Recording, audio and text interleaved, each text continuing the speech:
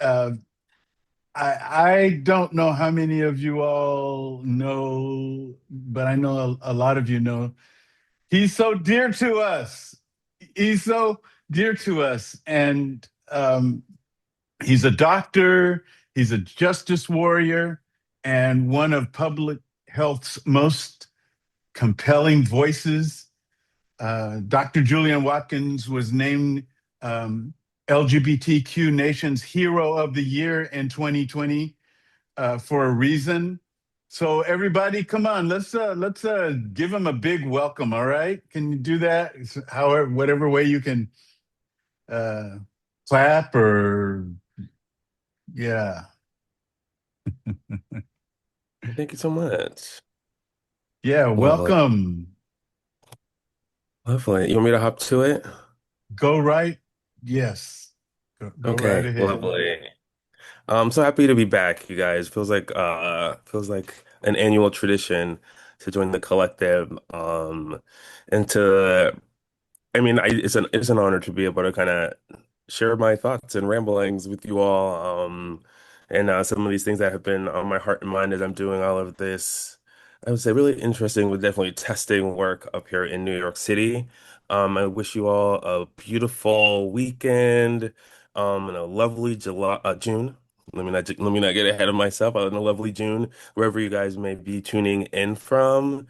I know the Moors, you guys have recently relocated. I'm wishing you guys the best in a really different time zone, in a new place. But I know that you guys, with your spirit, you guys would definitely find your community, that local community out there to add to the bigger network. So I'm excited to hear, about you guys' journey, as well. Um, for me, myself, I've also kind of been going through, it's been a year of transitions. I was sharing with the small group earlier. Just got back from Texas. My niece my older niece graduated from eighth grade. And she was the salutatorian of her class. I'm so proud of her to see her walk across the stage. I just remember when I was in my residency and she was born like holding this little baby, and now she's like walking across the stage almost as tall as me, and I'm tall. I'm like, wow. And then, just it's been nice to have to be available and free to actually spend time with family. I also got to spend spring break with them because I've been, my big transition is I recently stepped down from the New York City Health Department to pursue other ventures, and it was a big, it was a big shift and a big jump, but it just felt like it was time for a change. We had a new administration coming into our city hall in New York City, and it was a time where a lot of people were moving in and out of the agency, and it felt like I could get in out and actually take a moment to really pause and break. Because for me, I this was my first real break. I never really had one beyond, um, summer leave or whatever that looks like. The 20 days that you get a year from jobs. You know, I left high school, I went to college, and I went to med school, then I went to residency, and kind of just started work. And it had been a long time where to actually have a chance to pause. And I think for me, another thing I'll share as an update, because I think we should be talking about this. In February, actually, the day before my birthday, I got the notification that all of my student loans were forgiven. After paying the 120 payments, 10 years of the public service loan forgiveness program, I got $340,000 of student loans forgiven. And it was just, that's been just a big blessing on my life. And, I definitely couldn't have done this on my own. My parents were really helpful just, to co-sign. And it feels like I finally kind of, I think you're dreaming of when I signed up for the program and started doing this. It was a leap of faith and a bet on myself, but also, I think my community and my family that this is the pathway that I should be going in. And I'm, grateful that, that these sorts of social programs were set up, that someone like me, coming from modest means, could actually be able to, move into this work that I think is so important, and, that I could kind of pursue this dream. And so I'm just really grateful for that and just been so moved and just, what was that, the new year? I'm like, wow, 2026. really trying to manifest, some more money and, and some change. But yeah, things really, everything lined up. And so I'm really just embracing that spaciousness and really embracing what is for me and the things that, my parents and my family that I've prayed for, that I'll be ready when those things come to me. And that, the work that we do, that I do, that it's working towards something. Things that you may not know may present themselves. But I think it's really a reminder, like you gotta be ready. And so I'm just grateful that I'm ready. And so when Dr. Moore reached out initially to come speak and join the community again, we were thinking in a few months, in a couple months, but you got to stay ready. And so when he followed up, asking about this Sunday, I definitely was ready. I was like, yeah, sure, because as he reached out, I was preparing for an event that I went to on Friday where I was joining this other group that I organized with in New York City at an at this museum called the Poster House in New York City. And so I said, I could definitely I'm preparing for this event. We're gonna do like a walkthrough in this exhibit. We're gonna talk about some things. And I said I could kind of just, bring that story to this group. And I think we've talked about a lot of things, and you guys are really, really open to a lot of different, I've seen your work, and I've seen what the spirit of the community. And I feel like you guys would definitely there would be something that would spark your interest. And so, I went to this event. So I'll just tell this story. And then I have one hot take that's not so hot, that I think that this moment is calling us to. Um, and yeah, and I just love to kind of, open up the conversation with you all and kind of check in. So this Friday, in New York City, we were marking this group that I organized with called "What Would an HIV Doula Do?" It's a group, it's a collective of over 50 artists. There's some academics, there's people who are community activists, there's healthcare providers, there's people living with AIDS, and people in the community who really are organizing to have a conversation to change the narrative about HIV, from reducing stigma to raising awareness. And the group, we use the terminology of doula. I think a lot of folks may be familiar with doulas for like birth doulas and even more recently like death doulas.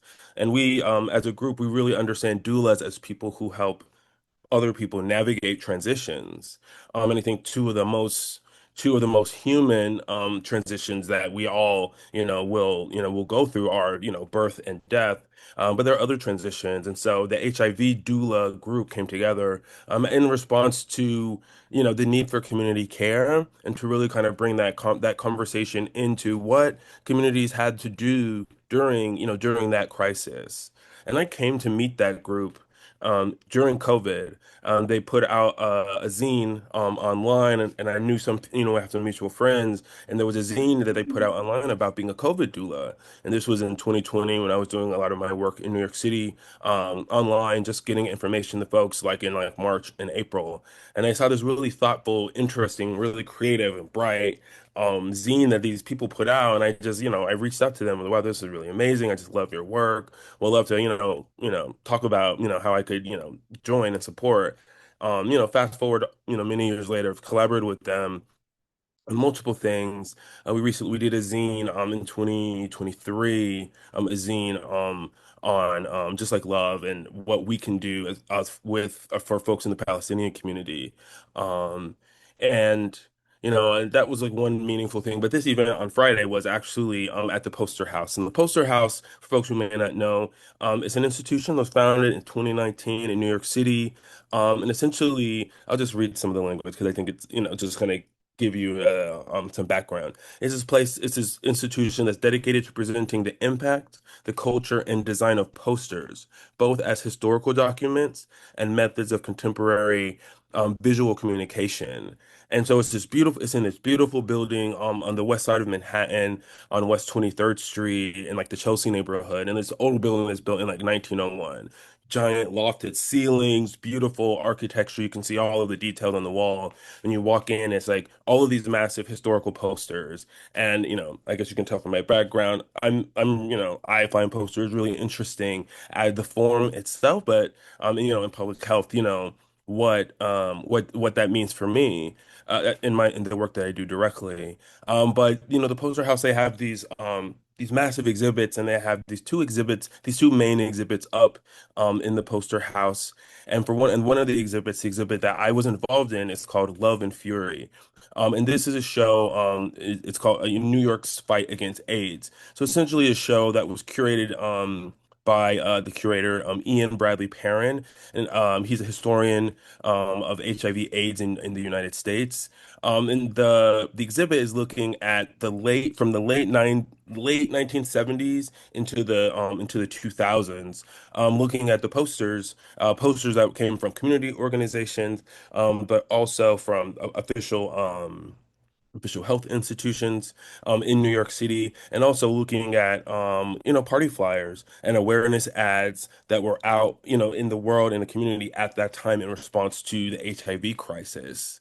And so the talk that I was invited to speak at was essentially for the first Fridays programming that they have. They had local artists from across the city doing workshops with people, and then they had reached out to the group that organized What Would an HIV Doula Do, for this walkthrough of an exhibit. So it was myself, Professor Alex Juhas, who's a filmmaker based in New York City at Brooklyn College, and then Theodore Kerr. He's a professor at the New School and a historian.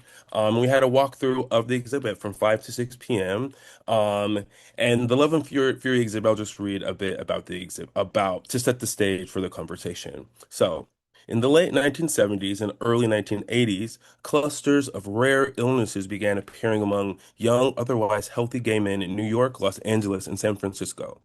Doctors, activists, and affected communities noticed the pattern before public health authorities did. Initial confusion was compounded by stigma.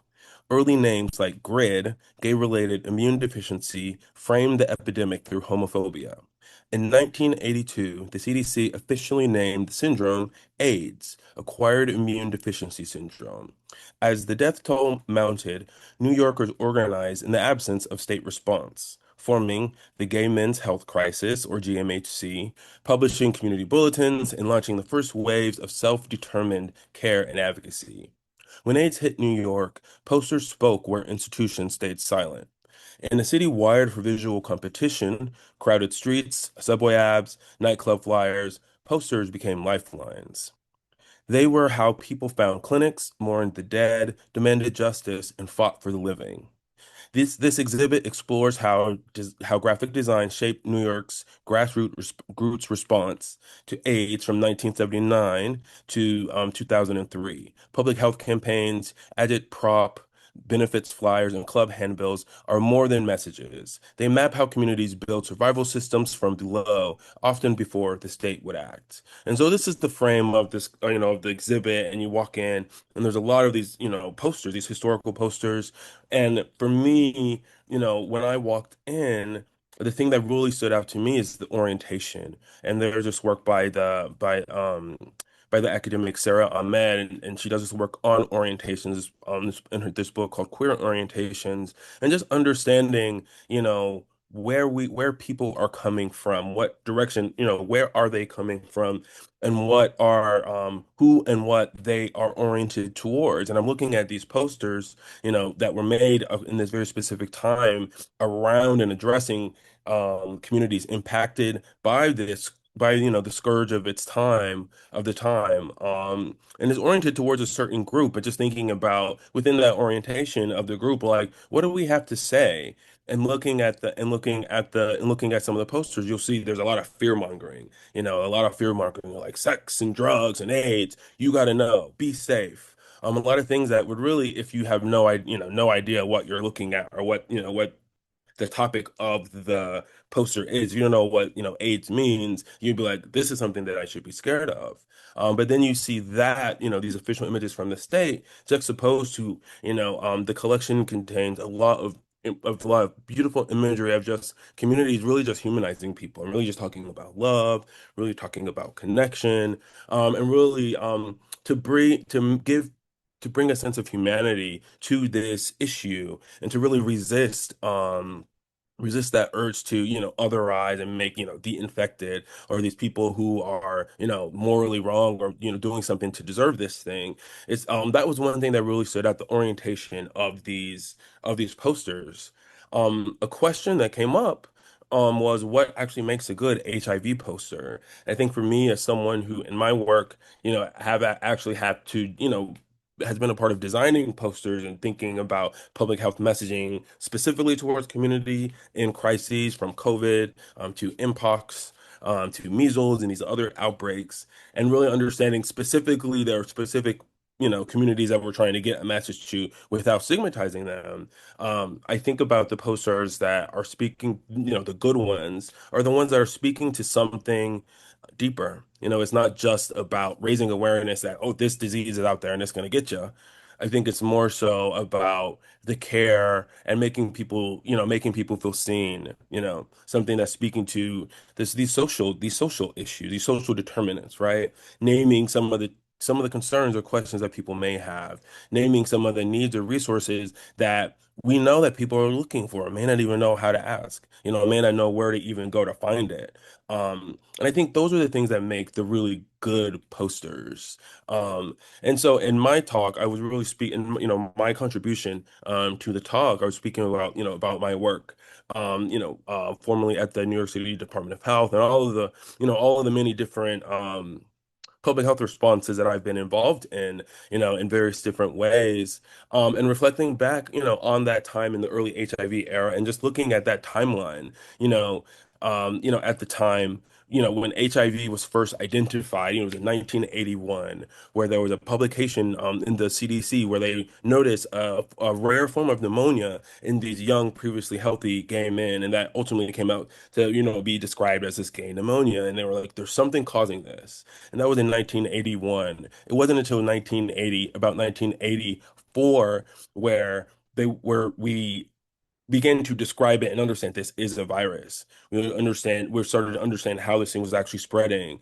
And the timeline from even getting a public acknowledgement from the President of the United States, for example, at the time, it took 7 years for Ronald Reagan, who was a president at the time, over the span of that crisis, for 7 years to even to say it publicly or to publicly address this issue that had claimed, tens of thousands of lives.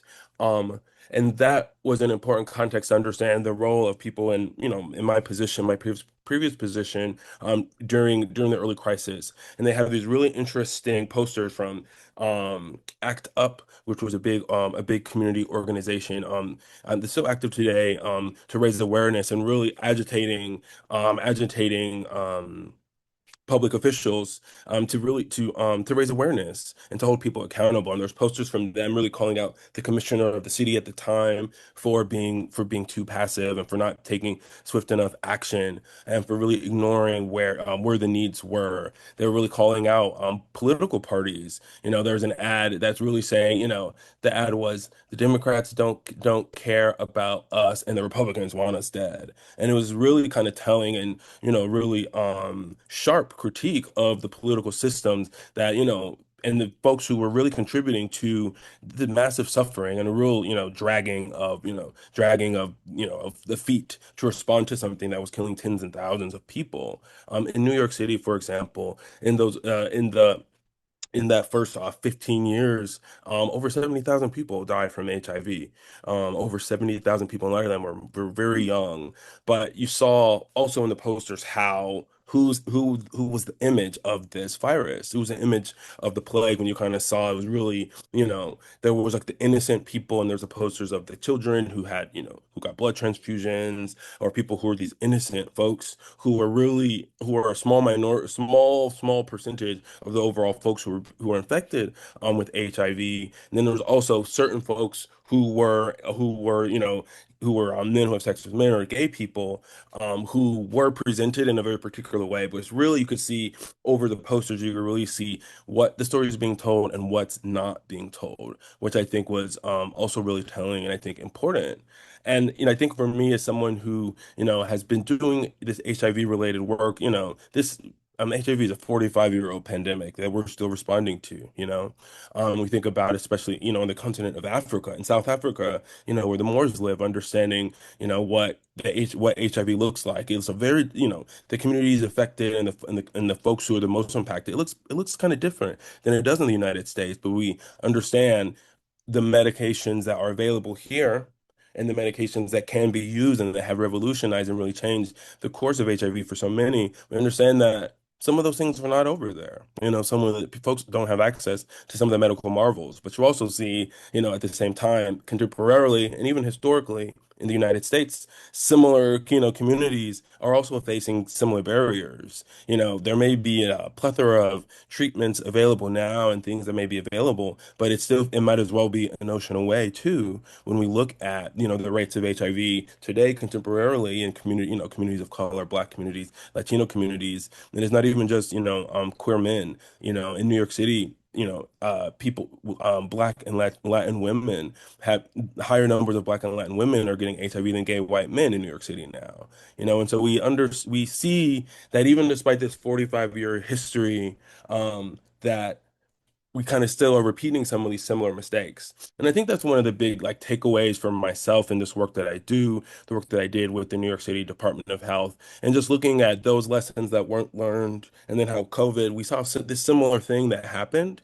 where we kind of saw the way that the early COVID, the early pandemic rolled out, even the messaging and how we were talking to communities and how we were talking about communities that, I think rightfully so had some reservations about a lot of things. And I think that it really kind of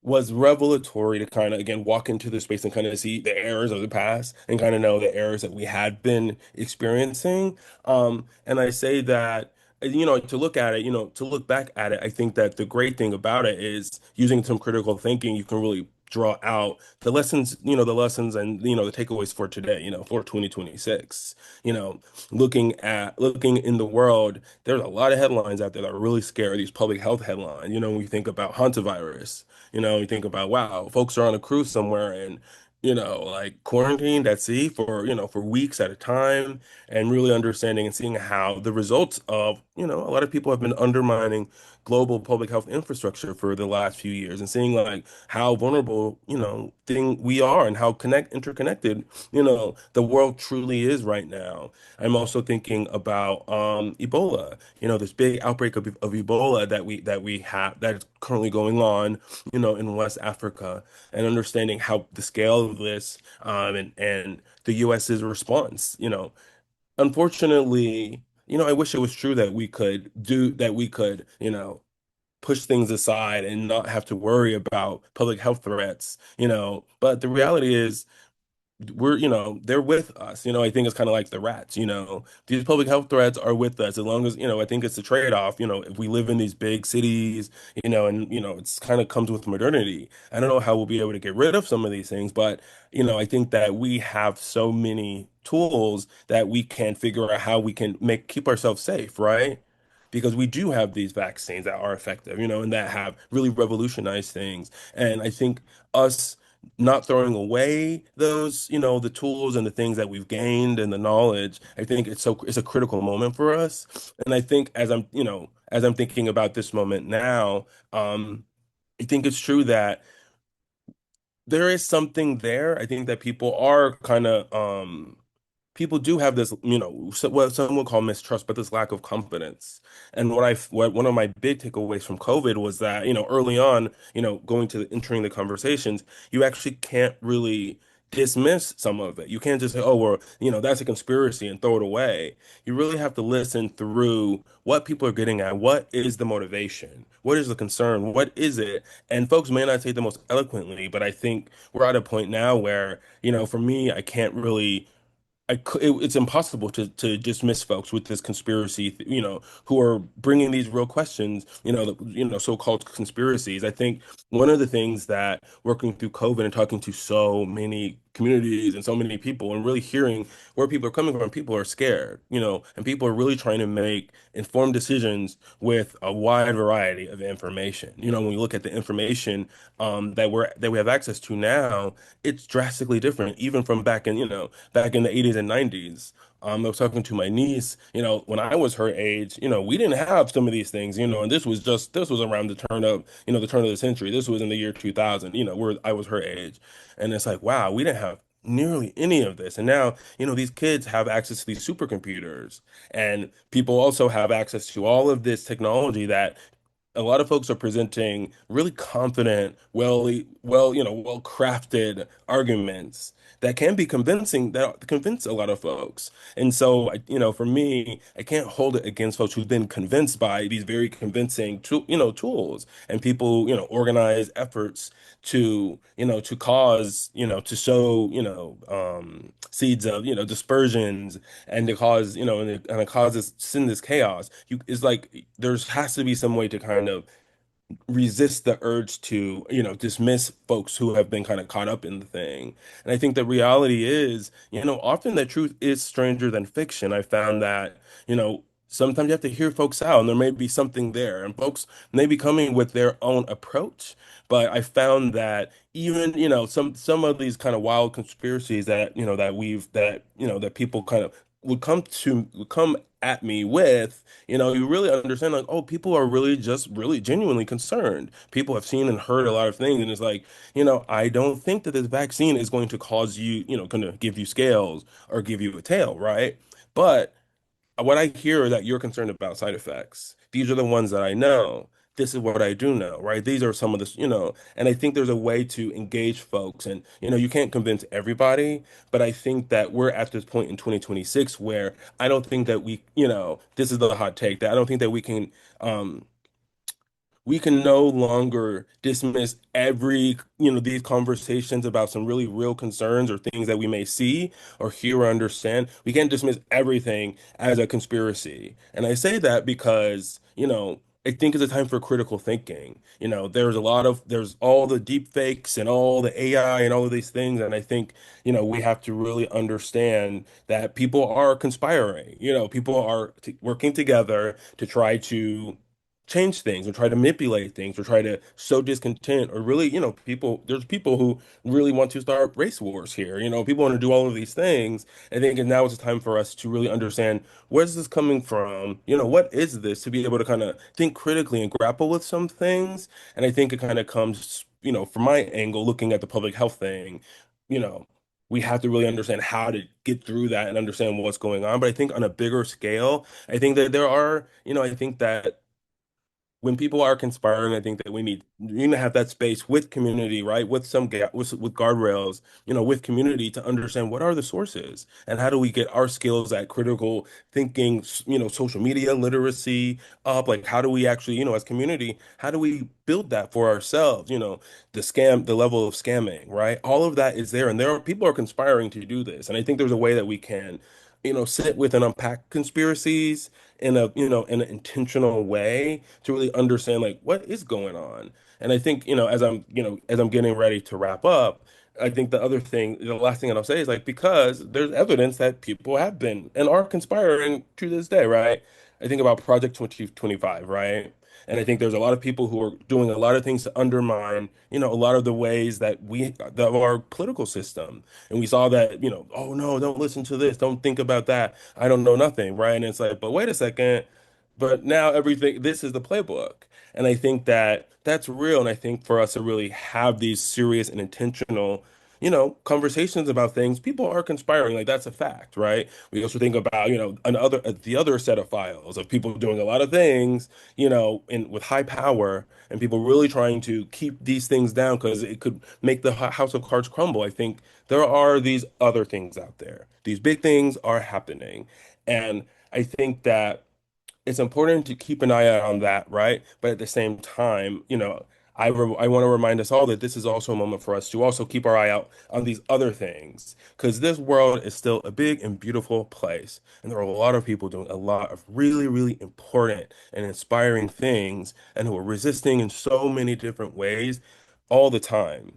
And what I found is there is, the algorithms do know that making people mad, sowing division, making people scared and anxious, that gets clicks, that gets people watching. And that is something that it's been prioritized. And so people are getting something out of making us nervous and feel a certain way. And so that is, technically people are conspiring to make us feel, get our energy down. But I think for us is how do we in this moment look for how are the people conspiring for the better? How are we conspiring for us? How are we conspiring against these forces and systems that are meant to, take from us and beat us down or even trying to get us sick, trying to hoodwink us, and trying to get us to take, horse medicine or, or drink bleach, right? How do we understand and how do we kind of organize ourselves, to really resist what is happening? And I think for me, it's a time for us to really, keep our feet planted on the ground in reality. But we also do, I don't think, it's not a time to have our heads in the clouds wishing for another day. I think it's for us to, we gotta put our head on swivel, and kind of know like what is going on, and kind of keep an eye out for the people who are trying who mean bad for us, but also keep an eye on a sensitivity. And I don't got to tell you guys, I'm speaking to the choir rather here about having an eye out for the people who are looking to build community, because now is the time that we see with the health institutions and all this other stuff happening that we, the community, we, the people are really, it is on us. A lot of it is on us to keep ourselves safe, to keep ourselves informed, to understand and know, oh, wow, there's a new scam out right now and they're targeting XYZ people, to get that out and think about that in the newsletters, right? Also, to think about how do we help folks prepare for things and understanding people are trying to minimize risk, trying to, oh, don't worry about this, climate change, XYZ. Now's the time for us to really understand there are some things that are real out there, that people, bigger narratives may try to say, don't worry about this. But I think we're in a place where we can have a healthy sense of, I'll keep it at head swiveling. I think, and it kind of comes to, I think, and we're looking at all the infectious disease things out there, but I think, what it means to be a citizen, in the most powerful country in the world at this time with everything going on and the way that, systems of power are trying to really work against us and do things that are really not beneficial or, for our health. And so, yeah, I just really, I think that's where I wanna, yeah, that's where I'll end it. I think again, just, keep your eye to the bigger things. And, we've been surprised before. We're surprising ourselves all the time. I think we gotta keep ourselves open for that and to really, keep an eye out for each other and keep an eye out for, for the good out there too. Yeah, and I'll stop there. I'll pass it back to you, Dr. Moore. Thanks for your time. Well, well. First of all, I want to congratulate you on the remittance of the student loan.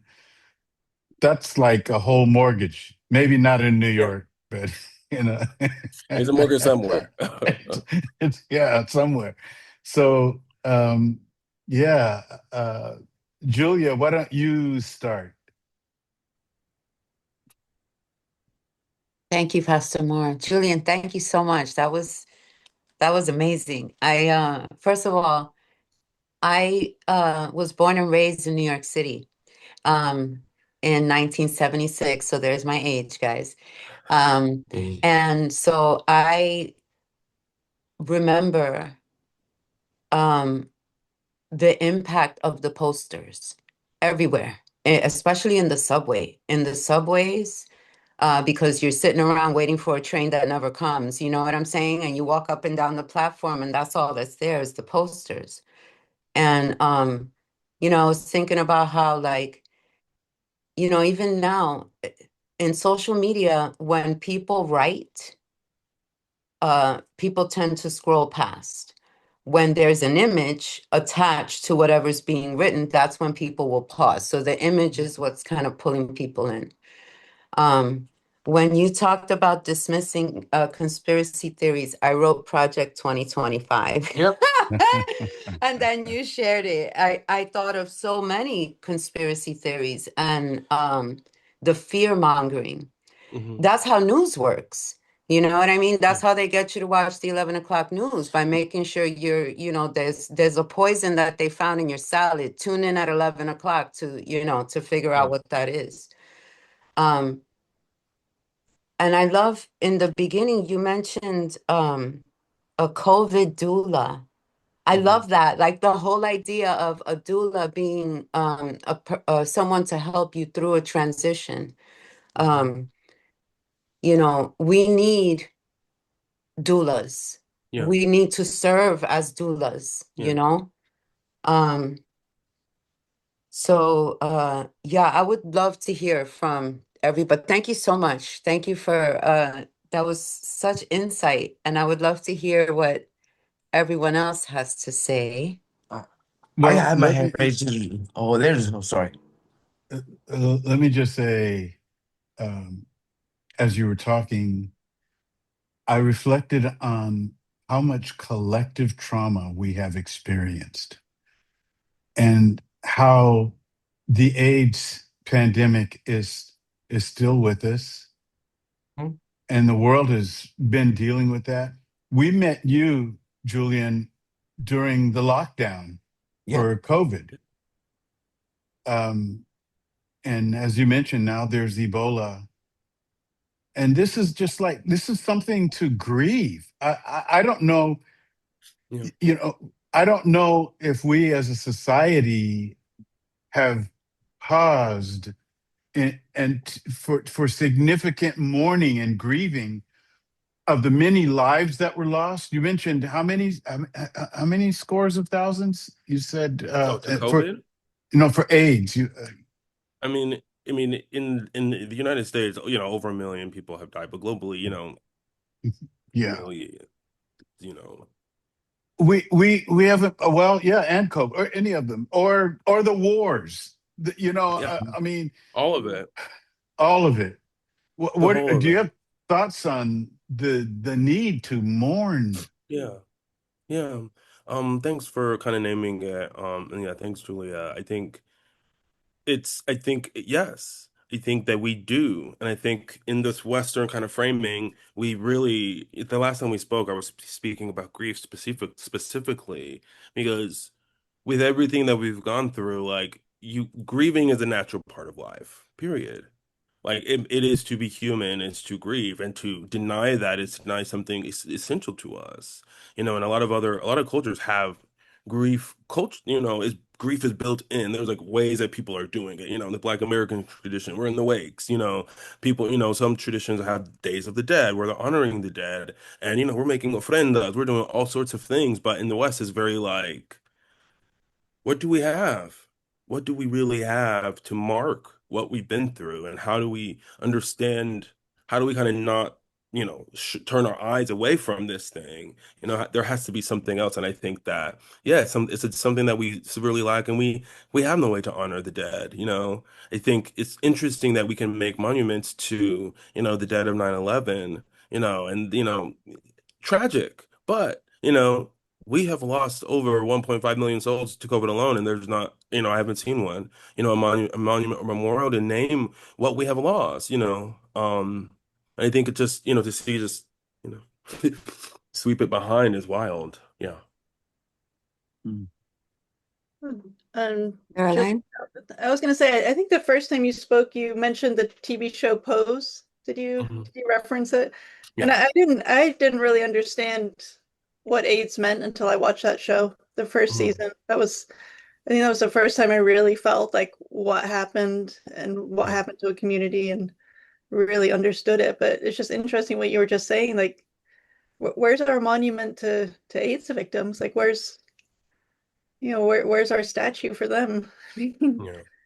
I don't I'll know. say in New York, we have some. I think there again, it's like these communities that are like, we're gonna honor, honor and memorialize, but I think to the bigger thing, like who and what gets memorialized and how we do it, I think is something, that I think that we all, I think to think about, think critically about. And, I don't need the flags to be, to be at half mast for whatever, blah, blah, blah. But I think we get, officially, but I think we have to find the ways to honor and find those and perform these rituals, the ways that we need, the ways that work for us and that honor the dead. I think it's so critical and crucial, even to just light the Yeah. candle, to think Well, about one, I was also loving what you were saying about the poster because I've been thinking a lot about how do we actually communicate in this age of internet slop and untruths and manipulation. And there's something very compelling about something tangible that Mhm. you need a bucket of glue to put up on a wall, and people Mhm. physically have to try to tear it down if they don't like your Yeah. message. And Yeah. I actually live in central New York now, so I think I might try to come in and see that exhibit. Oh, absolutely. Highly recommend. Uh, I'd I like have to to chime first in of all real fast. confess, but one thing, and then Clint. I have Yeah. to confess that when AIDS broke out religiously, I was in a bad place, and for me, it was a gay men's disease. And you named that, but I just needed, because you named that, I need to just point that out. You know, Go ahead, Clint.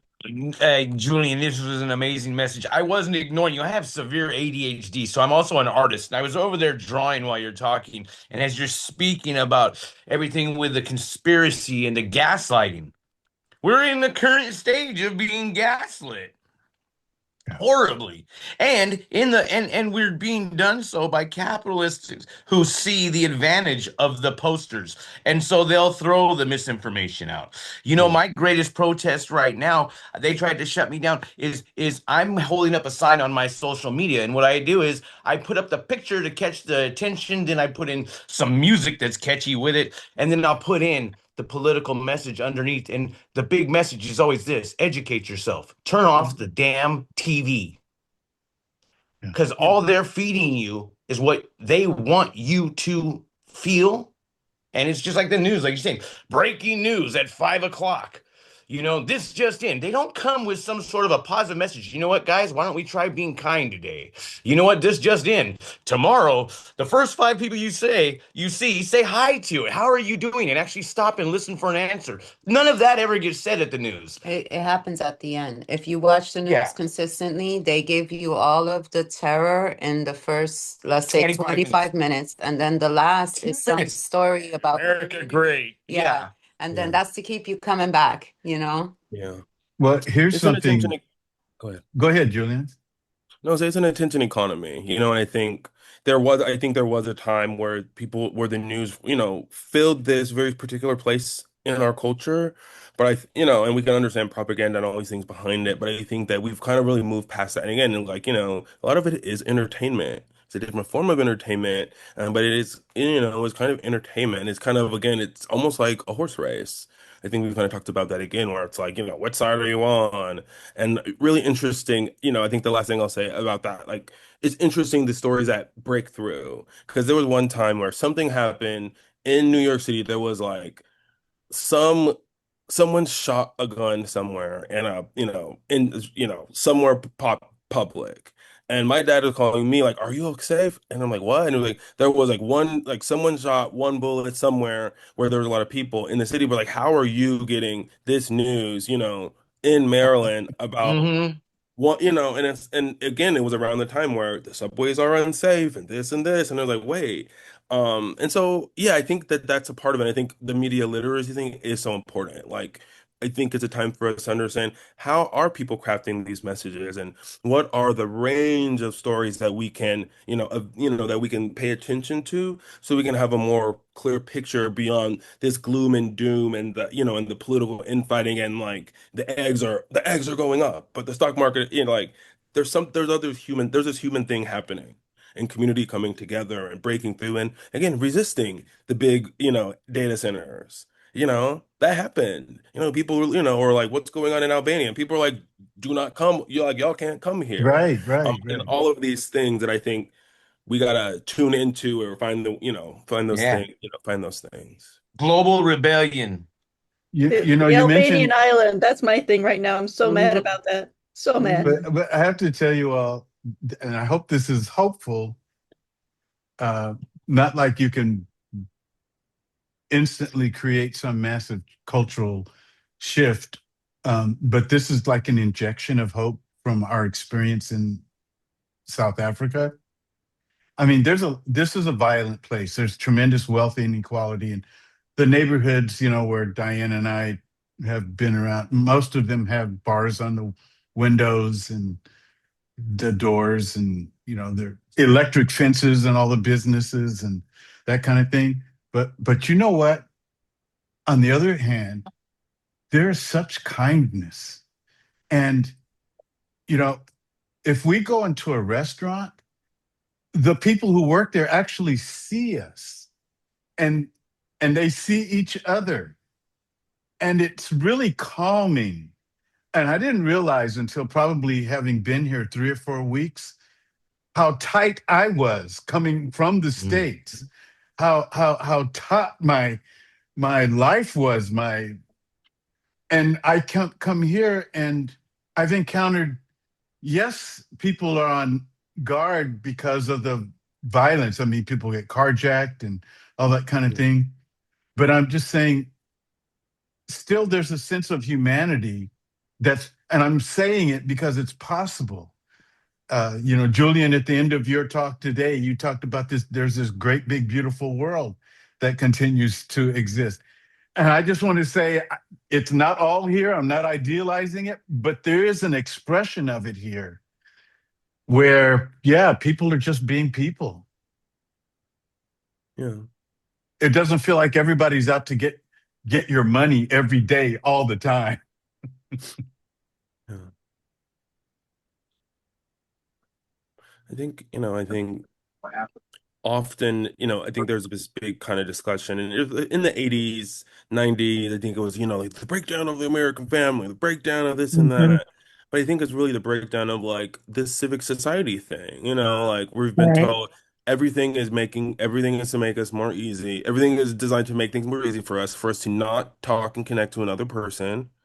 Everyone's been atomized into a consumer. We're not even citizens anymore. We're just all consumers, and our Right. data is just being farmed from us all the time. And it's like, and I think there is something about these things and the reality and the thing that they're telling us, right? And they're really trying to get us to think that the world is just this. But like, as we Right. know, the real world is the real world. There is something Right. here that is a world, a universe, but like, there's many different ones, and how we navigate that is important. I think it's for us, who are grown, but I think also for the God. kids too, so the kids can really understand how to what the role that this thing should have and could have in their lives, and how to understand, like, as far as I'm concerned, unlocking this is like unlocking your front door. And if a kid, if you're gonna have to give this to your little kid, like who's holding their hand, or at least how are we telling them what are the rules of this road? I'll stop there. Right. Yeah. All right. Can I'm I sorry. just I'm sorry. I saw Rosie unmute, and Oh, then I I did. saw Brigitta raise her hand. So Oh, Rosie, thank you. Thank you. uh-huh. Thank you. Um, God, it's so amazing to have you back on with us, Julian.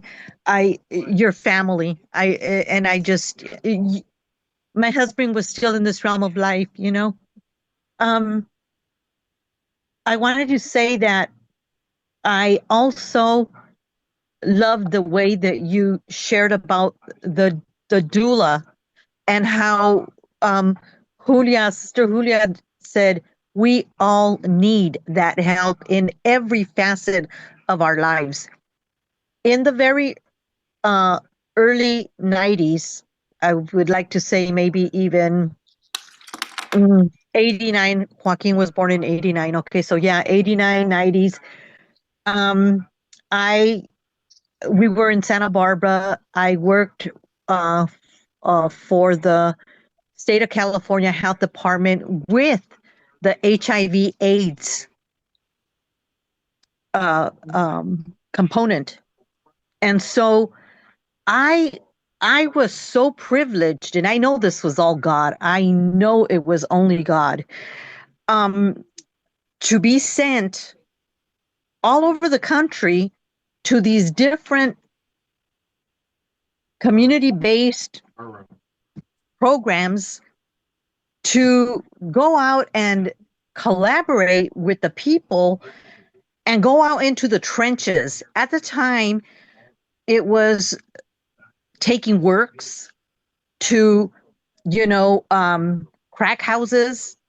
I mean, just, and then going and literally just non-judgmentally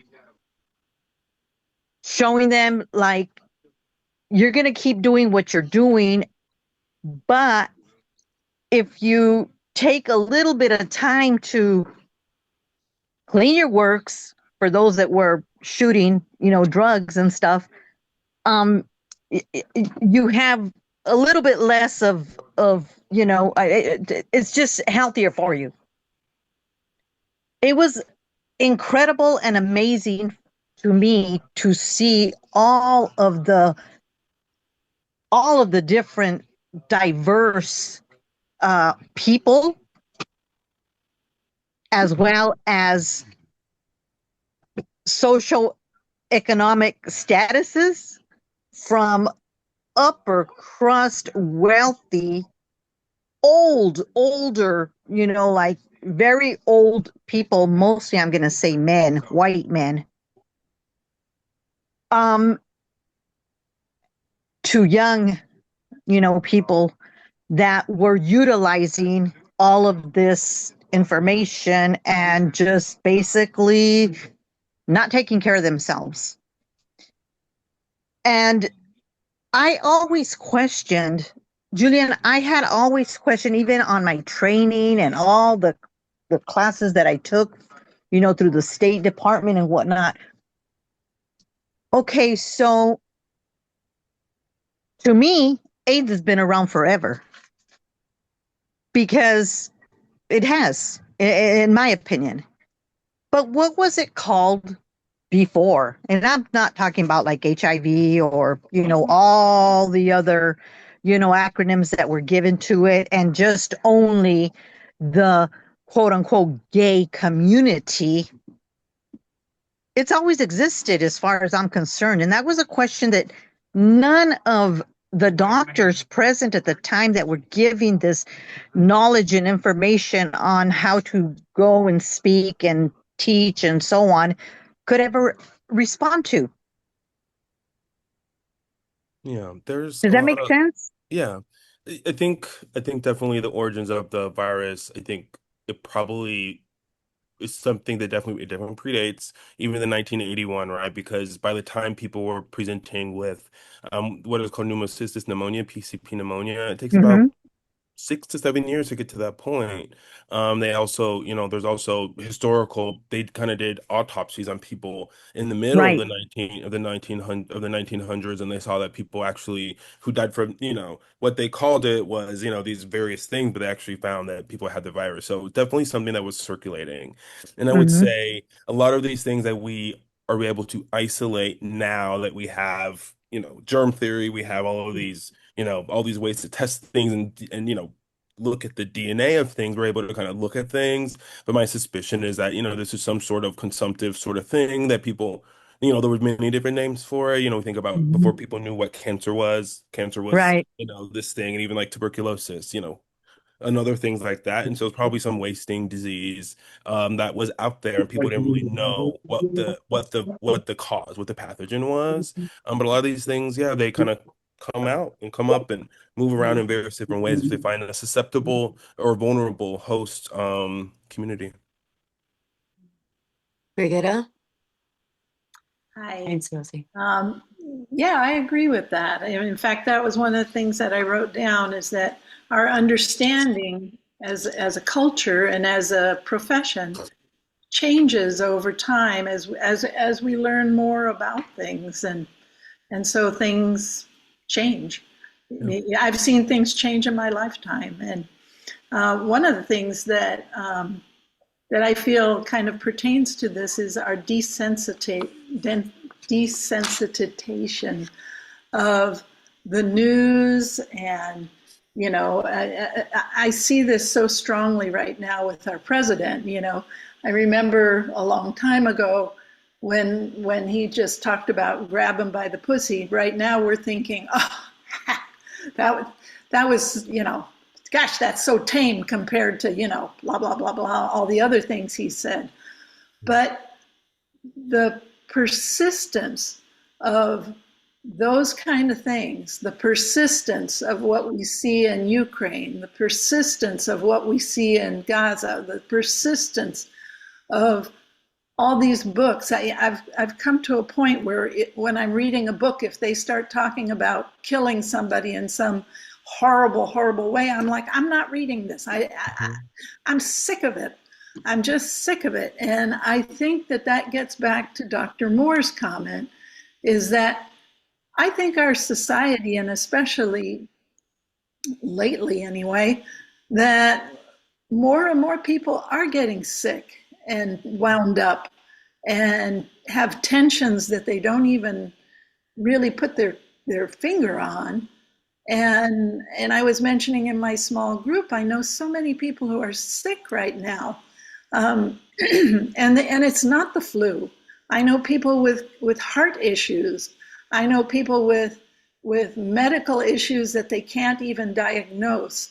My daughter, we still don't know what she has, but we're starting to suspect that she's allergic to chemicals, to pesticides or insecticides, something, because she gets sick every time she eats something that's not grown in her own garden. And it's like, wow, as these things build up collectively, when we hear something, now it's almost impossible to get really worked up about it unless it's somebody in your circle, in your life, because it's just so overwhelming. There's so much stuff, the earth is heating up, your neighbor is doing things that are now legal, and he can build a house right on your fence line. It's like wow, there's so much of this. And getting to the doula thing, I think that is really a beautiful, beautiful idea. And my thought, as you were saying that, is we are all doulas.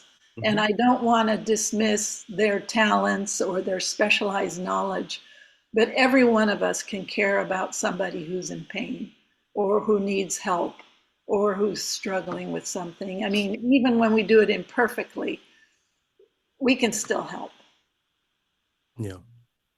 And yeah, thanks for that. I think, ultimately it's said, like, it doesn't necessarily, there are people who are formally trained to do things, but I think, the key thing to even embody and embrace the spirit, I think that doula spirit, I think is the key, right? Like, how do we just show up for those moments of transition? People are just scared and afraid, whatever it is. How can we just be there and, be the sounding board or just, cry with somebody if that's what they need in this moment. And yeah, I think the other thing that I'll just say is, there it is intentional and it's been described, there's a kind of the political kind of way to describe it as flooding the zone, where people do all of these things and you get inundated, again, your attention and your nervous system gets flooded with all of these things that you can't really, you can kind of induce a sense of shock and inaction. Concern. Yeah. Mhm. Jacob? Quick question, and thank you for your presentation. What is the most effective public health poster you have seen in any of your career, and what makes it so effective? Yeah, the most effective public health poster that I've seen in my career, I would say was probably the one that made me Google the New York City Health Department and apply for the job. I was leaving one of my jobs in Upper Manhattan and at this hospital called the Allen Hospital, the northernmost building on the tip of Manhattan. Little Google fact. Essentially, I was leaving work there, worked an overnight shift, 20 something hours. I'm in the train walking down the steps and I see an ad in the subway, Julia, and I see an ad, and it kind of says it's a cheeky ad, and kind of like sex positive. I don't know, guys. It's like it's a little cartoon bear looking over its back, and it's like, barebacked, we got you. and they're like free sexual health services, blah blah blah blah blah. I was like, wow, Yes. this is like Love cheeky, this that. is sex positive. It was like bright and cartoony, but it was like it's like a real message, but it's really kind of cute. And I Googled And it, I went there. and I'm like, wow, it's a free, free sexual health services, blah blah blah. And I'm like, this is amazing. And so that was an effective one. I think the whole campaign was effective. They had a few, but that ad, seeing that ad really sparked something for me, and it was literally a poster that really sparked my like, actually, I could really do this whole thing differently and actually just do free healthcare. So yeah, thanks for the question, Jacob. Yeah, I was gonna say that was a great question and an even greater answer. Jasmine? That's me. Thank you, Julia. Hasmin. Hasmin. J like Jose. But thank you. I Oh, appreciate you sharing Hashmi. about your Let me. experience with subway culture because tell me. Go. No, Go, Pastor Moore. I was just gonna say, I went somewhere to order something to eat, and I said jalapenos, and they said, "Oh, jalapenos," here in South Africa. Yes. But Julia, I appreciate you talking about subway culture because I know it's something that folks from the West Coast aren't really familiar with.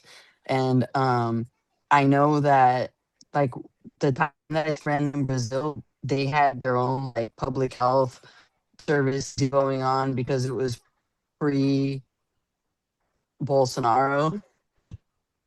And Julian, I want to say like the joy and excitement that just percolated in my heart when Pastor Dr. Moore was sharing that you're going to be joining us today. It was so great. And I kind of wanted to echo what my mom said. Like I saw you on the screen and I was like, oh my gosh, he's here. And then I said, he has hair now, like a dude, you know what I mean? Because you were bald before.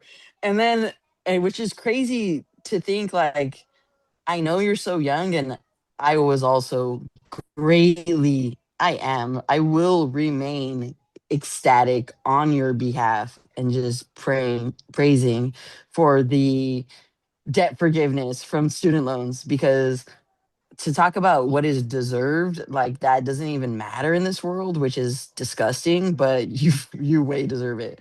And Yeah. so I'm really, really, really happy for you and your family about that and to hear you present yourself today and share all of your updates was really nourishing to me just to be in celebration with you about life's changes and um I like my mom was saying when you first joined us my dad was still in this realm of life and I can't even tell you how many times in conversation we have referenced you because I feel like you are in our fold. And I'm so grateful for that. And, I have this beloved community and Pastor Dr. Moore to thank, but it's also your ongoing willfulness to participate and partake in our community. And it is so special to me because I truly carry you in all these days that we don't see you. I think of you as somebody who shares and as a field of reference and I'm grateful for that because to me you are extraordinarily amazing and to hear that you won awards and stuff I'm just like show you're right. Like I'm glad these other folks recognize what is facts because that's what it is. And so that you have had a break and been able to experience life in a different rhythm, Yeah. in a different beat, and see family that you were away from because you were committed to achieving. Like I'm still thinking, when I think of you, I think of you sharing about um gosh what is the biblical term, the son who was cast away and Prodigal then son. came back, right? Word, yes, thank you. And Gosh, I'm so grateful for your life and for everything that you are. And I am honored that you join us and just to be a part of our group, because I can't even say something like that without honoring the group that I am a part of, which is Jesus Collective, that we love and that we have been honored to be welcomed to love somebody as incredible as you. I Thank had you. to say that Thank you so much, Hassan. with regards to, like, I really mean it. I really mean it. Like, The way Hasmin is with talking, regards to everything you shared about. Sure, yes. This the is way a you're conversation. talking I don't have is to be the that only one talking. we might need to try to get Julian here instead of once a year, maybe a little bit more. Of course. Of Yeah. course. My next I'm thing Because just is I speaking need to sincerely, figure out a way to you know. get out to California. I need to or make a Cape list of Town. or Cape Town, uh, but Yeah, yeah, like Hasmin, it's so memorable to me when you told the story about how there could have been good reasons for that younger son to leave home. Um, I had so never many, so thought of many. it that way, and I've been changed by that. Yeah. Thanks. I really appreciate it. I Thank mean, you. I think of it. Yeah, I think of that and subsequent um encounters, if you will. I don't know if I want to call them encounters, visits that you've had with us, where we were able to be in community. And it really is something that I cherish because, like I said, like when my father was still in this realm of life, like we would reference you in dialogue. Like it was, you were such a blessing to us. Hmm. Um, and to be able to be in dialogue about what's going on in the world and and reflect with like astuteness and a critical eye and perspective, like what my mom Rosie was sharing. Like I remember being at an age where I was like, not because of the AIDS deal, but because of the drug use, like judgmental. Like how could you go and, you know, do needle exchanges with these junkies? Like they're over here robbing from people and ruining their own families. And I had all of these views, you know, and there was no grace Come on, man. in any of it, you know? And to hear her talk about it now, like she's putting it mildly as far as all of what she did. And it just is part of what makes her so incredibly amazing to me too, you know? Um, Thank you so much for sharing. I mean, it really means a lot.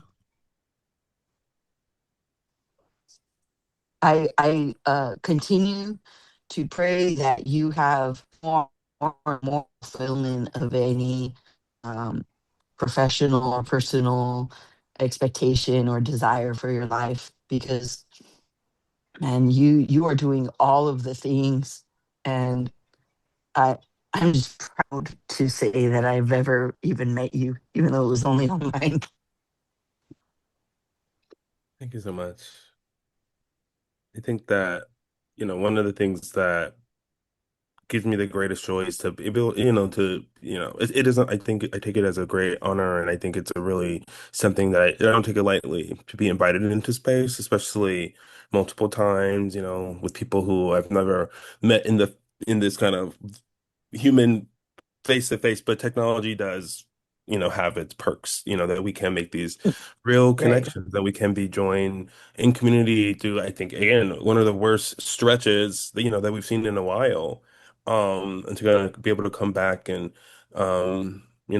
really think about things and share with an open heart, but to really, you guys really are doing the work, and, you guys inspire me, and, in my local community to kind of continue to do things and kind of, keep pushing and not really forget, what we have been through, what we have seen, what we have felt, because I think that's the greatest tragedy if we've been through all of those things, of the last few years, and to not really have that change us, and to not we can have a change of heart. We can't get a new perspective. Like that's the whole point. That's the whole thing about being human. And I think that hearing the stories of others and thinking of, giving things just some time to think critically about and kind of think about in a different way can really spark change and can just really help, live in this complicated, convoluted, messed up world. Yeah, I'll stop there. Well, If I listen, may, just really everybody. quick, I just, um, oh, No, no, go ahead. I was getting ready to move on here. I'm sorry. I was just gonna say that it it's in the small group we talked about the importance of um like being a restorative person within the group that is full of people who are constantly working to do things and not be bystanders. And everybody who logs in to Jesus Collective, and even those who like aren't able to but are part of our community, is living and doing amazing things, and um, seeking to be that truth, that alternative to what is pervasive everywhere in news, in pop, in art. And um I just wanted to just shout out to everybody. Thank you so much again, Julian. Yeah, shout out to everybody.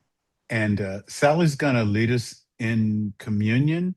Um, but I'm going to ask Peter if he would lead us in a word of prayer first. Father, we thank you for the joy of community. We thank you that we find that our heart skips a beat when we anticipate and then get to enjoy being together with those that have the same heart, the same source, the same destiny, the same hope, and that we can be forgiven for our failings and we can be accepted for the grace that you've given to us and the identity that you've given us. And I pray that this day's sharing and communion would live in our memory as an inspiration through the coming week, and that we would be lifted up when we fall, because sorry about that, we're going to fall, fail, but we are going to have the presence of your uplifting spirit of hope, that we can inject that into one another, that we can lift one another up and consider one another. Thank you for just being um, the object of your affection, Lord, that you care about us. And so because of that, we can care for one another. Amen. Yeah. Well, as we gather whatever we're going to use for communion today, we're doing this in recognition, remembrance of Jesus and everything that he's done for us. But in the spirit of what we're talking about today, if you think about it, Jesus has been our doula. He is our doula and will continue to be our doula in every aspect of our lives. And that reminds us that we can go out and be that for each other and for everybody. And even taking Clint's suggestion, as you go around, just smile, say hello to somebody. You have no idea what people are going through and how much that can lift their spirits, just to think somebody said hi and asked how I was doing. So we can do it all in our little ways, and just remember that this is who we are in Jesus. Let's eat and drink.